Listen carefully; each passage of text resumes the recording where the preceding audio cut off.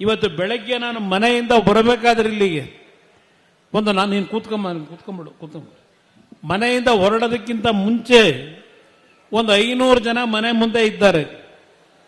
ಅದರಲ್ಲಿ ಕ್ಯಾನ್ಸರ್ ಕಾಯಿಲೆ, ಕಿಡ್ನಿ ಕಾಯಿಲೆ, 25 ಲಕ್ಷ 30 ಲಕ್ಷ ಬಿಲ್ ಹಿಡ್ಕೊಂಡ್ಬಂದು ಮನೆ ಮುಂದೆ ಕೂತಿದ್ದಾರೆ. ಒಬ್ಬೊಬ್ಬರಿಗೆ ನಾನು 20 ಲಕ್ಷ 30 ಲಕ್ಷ ಎಲ್ಲಿಂದ ತರಲಿಕ್ಕೆ ಸಾಧ್ಯ ಪ್ರತಿದಿನ? ಇವತ್ತು ಸರ್ಕಾರದವ್ರು ಹೇಳ್ತಾರೆ ನಾವು ಇವತ್ತು ಗೃಹಲಕ್ಷ್ಮಿ ಯೋಜನೆ ಪುಕ್ಕಟ್ಟೆ ಬಸ್ ಕೊಟ್ಟಿದ್ದೇವೆ, ಇವತ್ತು ಪುಕ್ಕಟ್ಟೆ ಕರೆಂಟ್ ಕೊಟ್ಟಿದ್ದೇವೆ, ಜನ ನೆಮ್ಮದಿಯಿಂದಿದ್ದಾರೆ ಅಂತಕ್ಕಂಥ ಒಂದು ಗುಂಗಲ್ಲಿದ್ದಾರೆ. ಕಾಂಗ್ರೆಸ್ನ ನಾಯಕರುಗಳಿಗೆ ಹೇಳಲಿಕ್ಕೆ ಬಯಸ್ತೇನೆ, ನನ್ನ ಮನೆ ಹತ್ರ ಬೆಳಗ್ಗೆ ಅರ್ಧ ಗಂಟೆ ಬಂದು ಕೂತ್ಕೊಳ್ಳಿ. ಈ ರಾಜ್ಯದ ಜನರ ಬದುಕೇನಾಗಿದೆ ಅಂತಕ್ಕಂಥದ್ದನ್ನ ಚಿತ್ರಣ ನೀವು ಕಾಣಬಹುದು, ಸತ್ಯವನ್ನು. ಇದನ್ನ ಕಾಂಗ್ರೆಸ್ ನಾಯಕರಿಗೆ ನಾನು ಹೇಳಲಿಕ್ಕೆ ಬಯಸ್ತಾ ಇದ್ದೇನೆ.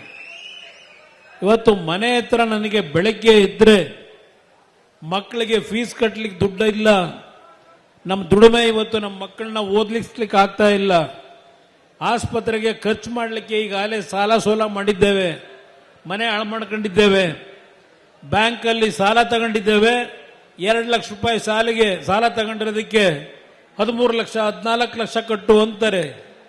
ಇನ್ನೊಬ್ಬ ಅರ್ಜಿ ಕೊಡ್ತಾನೆ, 38 ಲಕ್ಷ ಸಾಲ ತಗೊಂಡಿದ್ದೆ, 68 ಲಕ್ಷ ಕಟ್ಟಿದ್ದೇನೆ, ಇನ್ನೂ 30 ಲಕ್ಷ ಕಟ್ಟಿ ಅಂತಾರೆ, ನಾನು ಎಲ್ಲಿಂದ ತರಲೋಣ ಅಂತ ಇನ್ನೊಬ್ಬ ಅರ್ಜಿ ಹಿಡ್ಕೊಂಡ್ ಬರ್ತಾನೆ. ಇದು ನಿಜವಾದ ಚಿತ್ರಣ ಇವತ್ತು ನಾವು ಕಾಣ್ತಾ ಇರ್ತಕ್ಕಂಥ. ಇವತ್ತು ಕಾಂಗ್ರೆಸ್ನ ನಾಯಕರುಗಳು ನರೇಂದ್ರ ಮೋದಿ ಅವರ ಸರ್ಕಾರದ ಬಗ್ಗೆ ಟೀಕೆ ಮಾಡ್ತಾ ಇದ್ದಾರೆ. ಈಗ ಮೊನ್ನೆ ದಿನ 3 ರೂಪಾಯಿ ಪೆಟ್ರೋಲ್ ರೇಟು ಡೀಸೆಲ್ ರೇಟು ಜಾಸ್ತಿ ಆಯ್ತು. ಏನ್ ಕಾಂಗ್ರೆಸ್ನ ಎಲ್ಲಾ ಮಂತ್ರಿಗಳು ನಮ್ಮ ಮಾಧ್ಯಮದ ಸ್ನೇಹಿತರ ಮುಂದೆ ಕೇಂದ್ರ ಸರ್ಕಾರದ ನೀತಿಯ ಬಗ್ಗೆ ಟೀಕೆ ಮಾಡಿದ್ದು.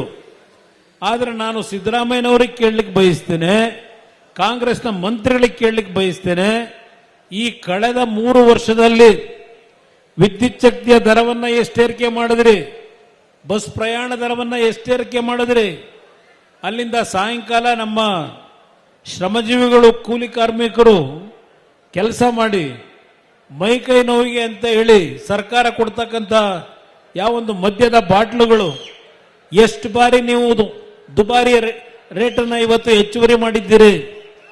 ನಿಮ್ಮ ಲ್ಯಾಂಡ್ ಅನ್ನ ಏನಾದರೂ ರಿಜಿಸ್ಟರ್ ಮಾಡಿಸ್ಲಿಕ್ಕೆ ಹೋದ್ರೆ ಲ್ಯಾಂಡ್ ರಿಜಿಸ್ಟ್ರೇಷನ್ ಕಾಸ್ಟ್ ಎಷ್ಟು ಮಾಡಿದ್ದೀರಿ, ಇದೆಲ್ಲ ಪಟ್ಟಿ ತೆಗಿತೀರಪ್ಪ. ಕಾಂಗ್ರೆಸ್ನ ನಾಯಕರುಗಳಿಗೆ ನಾನು ಕೇಳಲಿಕ್ಕೆ ಬಯಸ್ತಾ ಇದ್ದೇನೆ. ಇವತ್ತು 19ನೇ ತಾರೀಕು ಇಲ್ಲೋ ನಮ್ಮ ತುಮಕೂರಲ್ಲಿ ಸಾಧನಾ ಸಮಾವೇಶ ಮಾಡ್ತಾರಂತೆ. ಸಾಧನಾ ಸಮಾವೇಶ ಇತ್ತೀಚೆಗೆ ನಾನು ಪ್ರಜಾವಾಣಿ ಪತ್ರಿಕೆಯಲ್ಲಿ ಒಂದು ಸುದ್ದಿಯನ್ನ ಗಮನಿಸಿದೆ. ರಾಜ್ಯ ಸರ್ಕಾರದಲ್ಲಿ ಈ ಸರ್ಕಾರ ಬಂದ ನಂತರ ಕಳೆದ 2 ವರ್ಷದಲ್ಲಿ ಸುಮಾರು 712 ಪೊಲೀಸ್ ಅಧಿಕಾರಿಗಳ ಮೇಲೆ ಮೊಕದ್ದಮೆ ಹೂಡಿ ಸಸ್ಪೆಂಡ್ ಮಾಡಿದ್ದಾರೆ, ಅಮಾನತುಗೊಳಿಸಿದ್ದಾರೆ ಈ ಸರ್ಕಾರದಲ್ಲಿ. ಯಾರು ಆ ಪೊಲೀಸ್ ಅಧಿಕಾರಿಗಳು? ಎಲ್ಲ ಪಿಕ್ ಪ್ಯಾಕೆಟ್ ಮಾಡೋರಿಗೆ ಬೆಂಬಲ ಕೊಡೋರು, ಅವರೇ ನಿಂತು ಮನೆ ದರೋಡೆ ಮಾಡಿಸೋರು. ಇಂಥ ಅಧಿಕಾರಿಗಳನ್ನ ಇವತ್ತು ಈ ಸರ್ಕಾರದಲ್ಲಿ ಇಟ್ಕೊಂಡಿದ್ದಾರೆ. ಈಗ 712 ಜನ ಮೇಲೆ ಆಕ್ಷನ್ ಏನು ತಗೊಂಡಿದ್ದಾರೆ. ಸಾಧನಾ ಸಮಾವೇಶ ಅದಕ್ಕೋಸ್ಕರ ತುಮಕೂರಲ್ಲಿ ಮಾಡ್ತಾ ಇದ್ದಾರೆ ಅನ್ನೋದು ನನ್ನ ಅಭಿಪ್ರಾಯ.